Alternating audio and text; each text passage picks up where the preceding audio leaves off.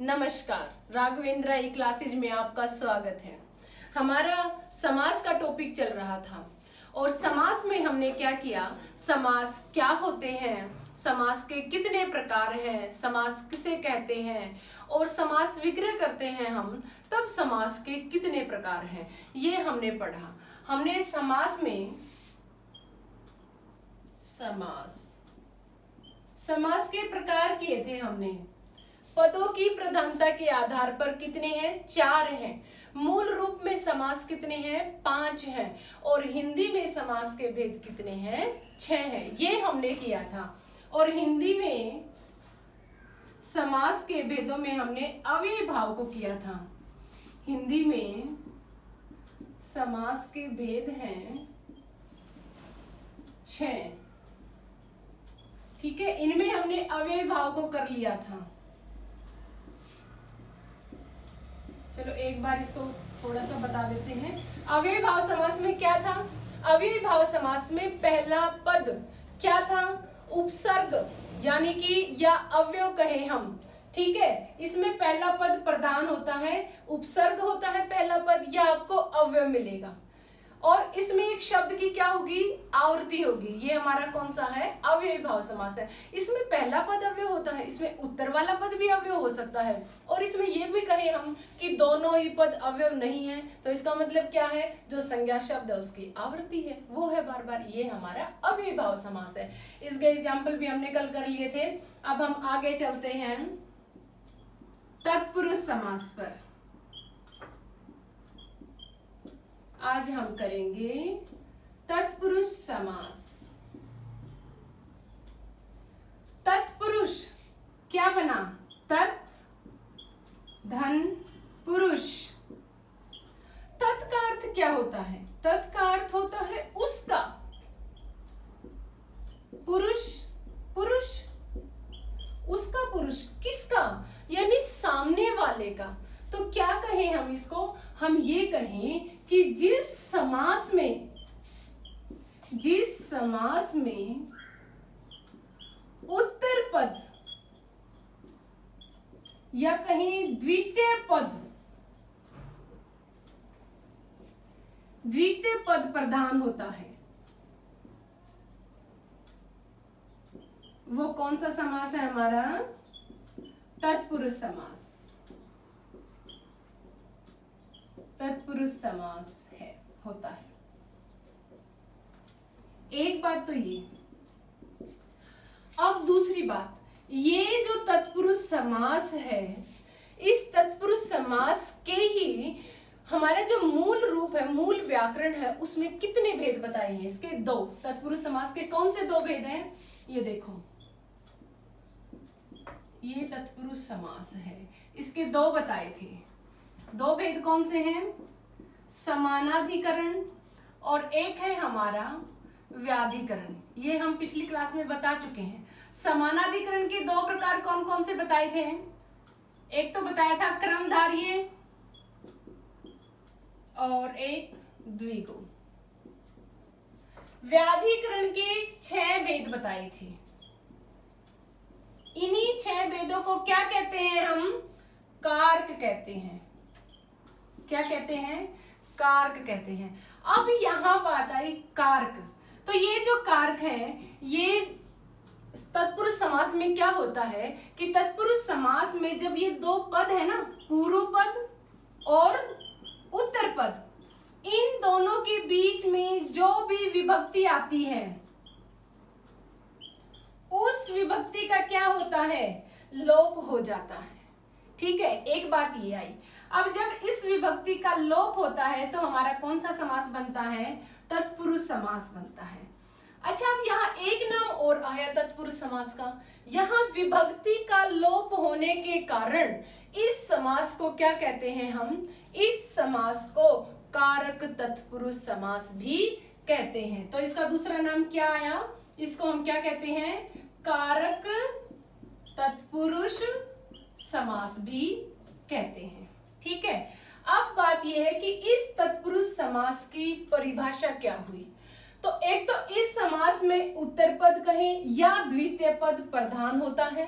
दूसरी बात, इसके अंदर विभक्ति जो होती है उस विभक्ति का क्या होता है, लोप होता है, वो हमारा तत्पुरुष समास होता है। अब यहाँ एक बात हो रहा है, मैं कह रही हूँ उत्तर पद प्रधान होता है, उत्तर पद, इसके अंदर उत्तर पद क्या है जो उत्तर पद प्रधान होता है? तो ये सुनो, उत्तर पद प्रधान कैसे होता है कि इसमें जो पूर्व पद और उत्तर पद है हमारा, इसमें जो विभक्ति होती है, इस विभक्ति का जो लिंग है, जो वचन है, वो सब बाद वाले पद के अनुसार होता है, इसलिए इसमें उत्तर पद प्रधान होता है। तो ये हमारा तत्पुरुष समास है। इसकी परिभाषा को एक बार अच्छे से फिर से बताते हैं। ये देखो, तत्पुरुष समास में उत्तर पद या द्वितीय पद प्रधान होता है और इसमें कारक विभक्ति का लोप होता है। वो कौन सा समास है? वो हमारा तत्पुरुष समास है। ठीक है, तत्पुरुष समास होता है।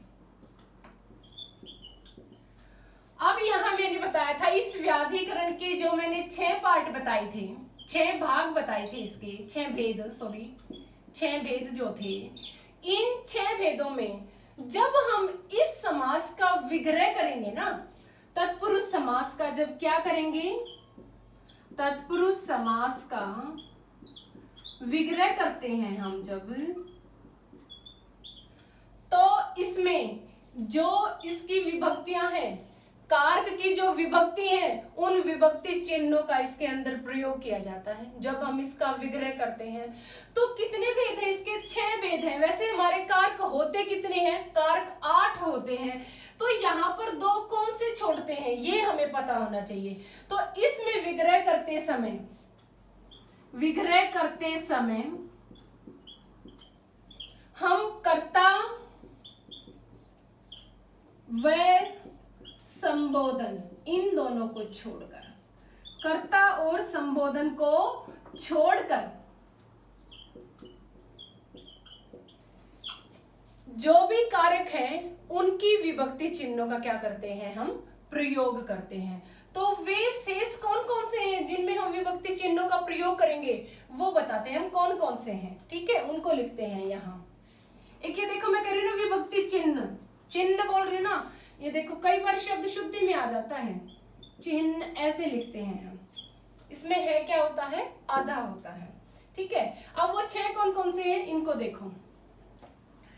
एक तो है हमारा कर्म, कारक, जिनकी विभक्तियों का प्रयोग होगा, कर्ण कारक, संप्रदान कारक,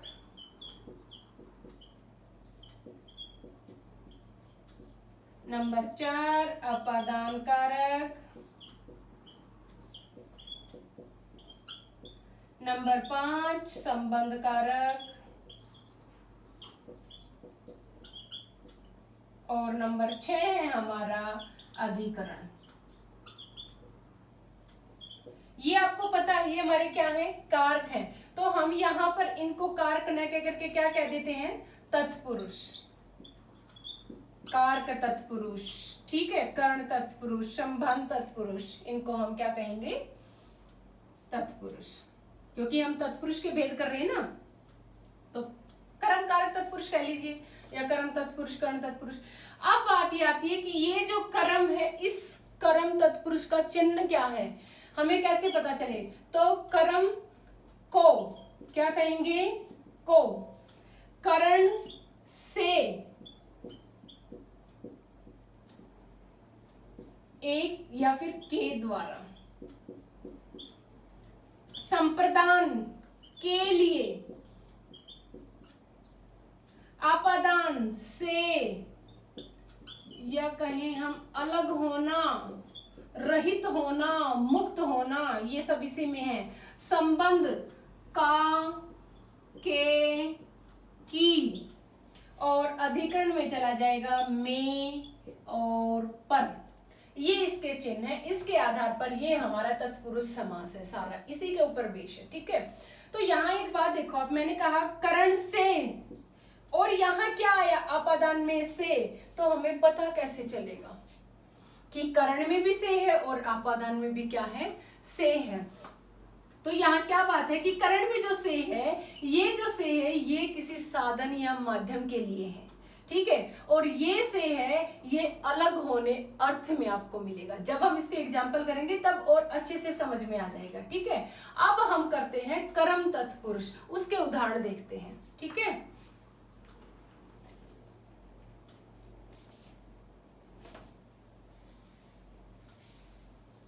कर्म तत्पुरुष,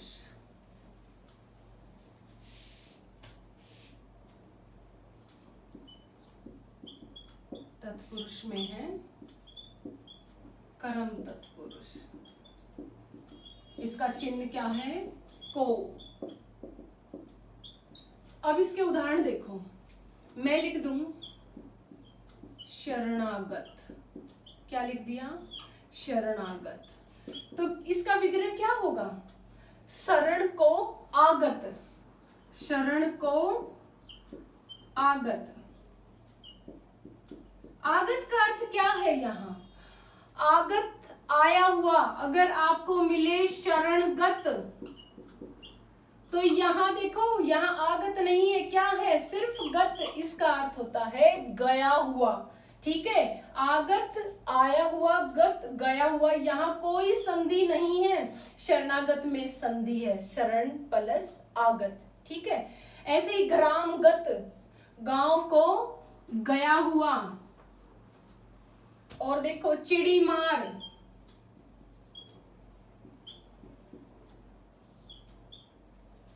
चिड़ी मार, चिड़ियों को मारने वाला।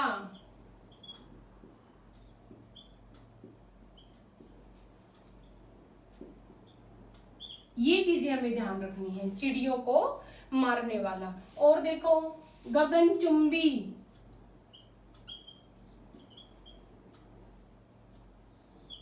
गगन को चूमने वाला। ठीक है, कमर तोड़, कमर को तोड़ने वाला। तर्क संगत, तर्क को संगत, यानी कि तर्क को, जो तर्क है उसको अच्छा लगने वाला। ठीक है, तो ये थे हमारे कर्म तत्पुरुष के उदाहरण। अब चलते हैं हम कर्ण तत्पुरुष की ओर। और भी इसके हैं, जेब कतरा, जेब को कतरने वाला। ठीक है, ये है कर्म तत्पुरुष के। अब चलते हैं हम कर्ण तत्पुरुष की ओर। कर्ण तत्पुरुष क्या है, कर्ण तत्पुरुष का चिन्ह से या के द्वारा। ठीक है, इसके उदाहरण देखो, देखो अकाल पीड़ित, अकाल से पीड़ित, अकाल से पीड़ित। और दूसरा लिखूं मैं हस्तलिखित, क्या लिखूं, हस्त से लिखित या हस्त द्वारा लिखित, बोलो। हम लिखेंगे हस्त द्वारा लिखित। अब यहाँ समझने की बात यह है कि मैंने यहाँ से लगा दिया, यहाँ द्वारा लगा दिया, कैसे, तो जो से है ये से निर्जीव के लिए आता है, किसके लिए, निर्जीव के लिए आता है, और के द्वारा सजीव के लिए प्रयोग करते हैं, ये पहचान है। अकाल से पीड़ित, और यहाँ हस्त द्वारा लिखित, तो हस्त क्या है हमारा, सजीव है, इसलिए हमने यहाँ लगाया हस्त द्वारा लिखित। और देखो जग हसाई,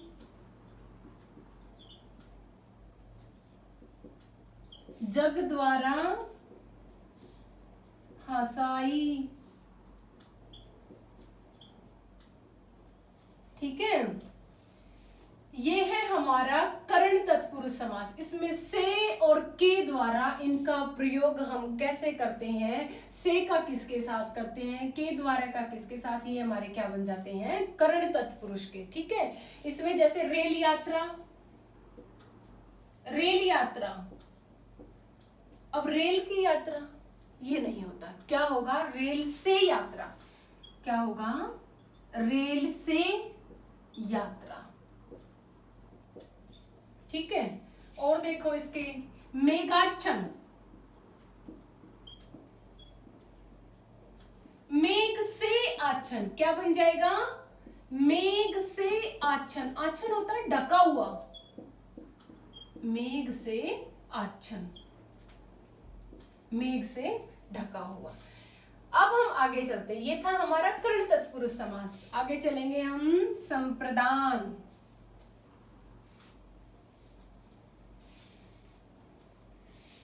संप्रदान तत्पुरुष,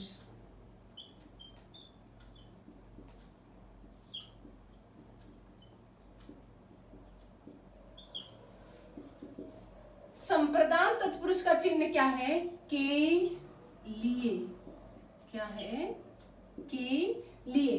देखो अब इसके उदाहरण देखो, इसके उदाहरण देखो तुम, देशभक्ति, देश के लिए भक्ति, क्या कहेंगे, देश के लिए भक्ति, देश के लिए भक्ति। और दूसरा है देखो जैसे पुस्तकालय,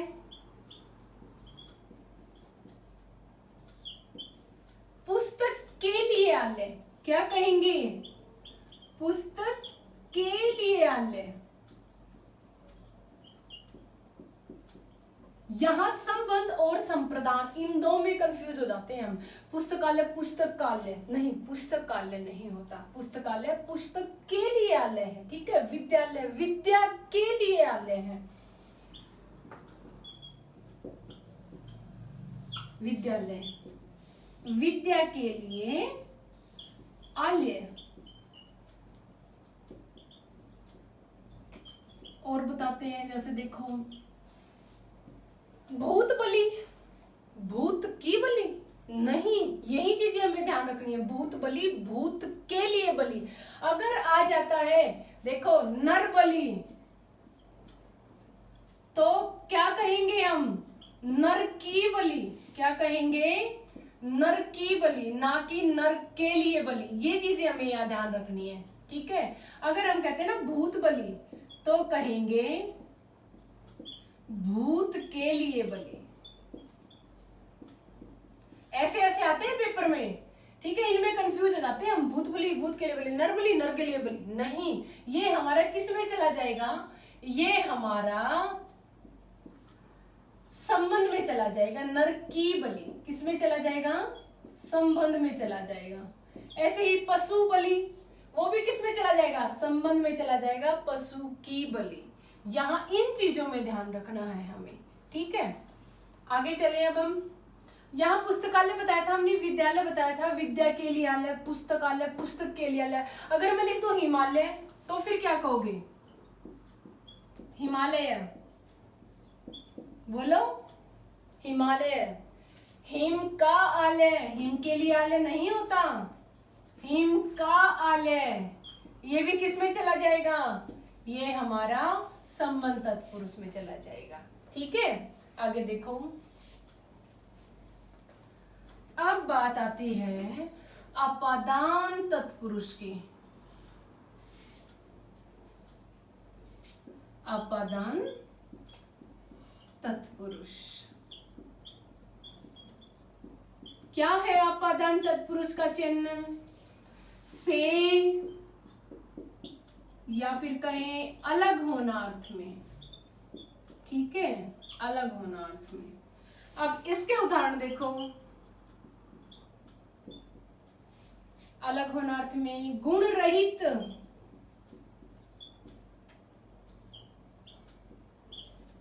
गुण से रहित, क्या कहेंगे, गुण से रहित।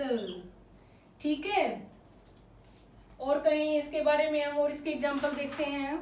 अपादान के गुण से रहित, या कहीं हम देश निकाला,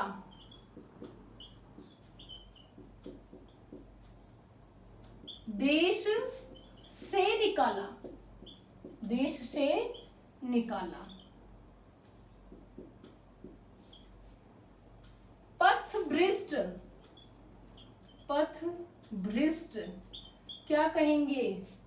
पथ से भ्रष्ट, क्या हो जाएगा? पथ से भ्रष्ट। तो ये आप पहचान लोगे, ठीक है। लेकिन जो इंपॉर्टेंट बात है वो बताती हूँ मैं यहाँ। वो देखो, इसमें आ जाए जन्मांध, आ जाए मदांध, तब आप क्या करोगे? जन्मांध, जन्म से अंधा, यही होगा ना, जन्म से अंधा, ठीक है। मदांध, मद से अंधा। तो इनमें फर्क क्या है? क्या इन दोनों को मैं अपादान तत्पुरुष कहूं या इन दोनों को कर्ण तत्पुरुष कहूं?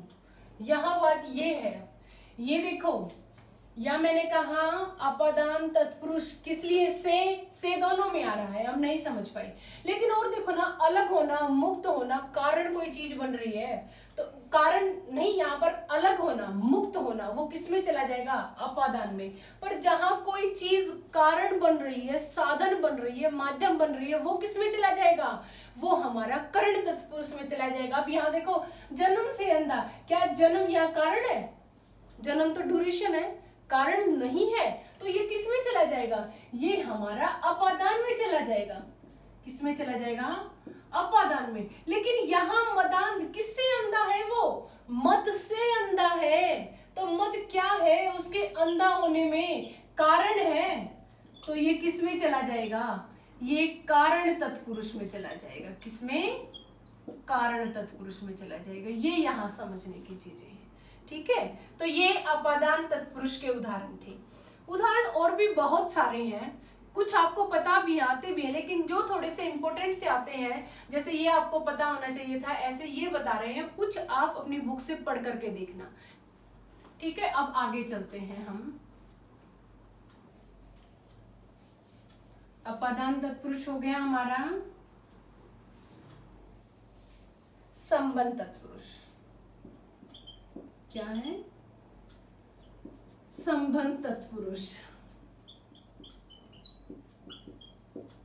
संबंध तत्पुरुष का, के, की अभी मैंने बताए थे आपको, ठीक है। क्या बताए थे? नर बलि, नर की बलि, पशु बलि, पशु की बलि, ठीक है। ये हमारे संबंध के, जैसे चरम रोग, चरम का रोग, ऐसे ही राजसभा, राजसभा, राजा की सभा, ये किसमें हमारे? ये सारे हमारे नर की बलि, ठीक है। पशु बलि, पशु की बलि, चरम रोग, चरम का रोग, राजसभा, राजा की सभा, ये सारे हमारे संबंध तत्पुरुष हैं। अब आती है बात आगे अधिकरण तत्पुरुष की। किसकी? अधिकरण तत्पुरुष की। अधिकरण तत्पुरुष में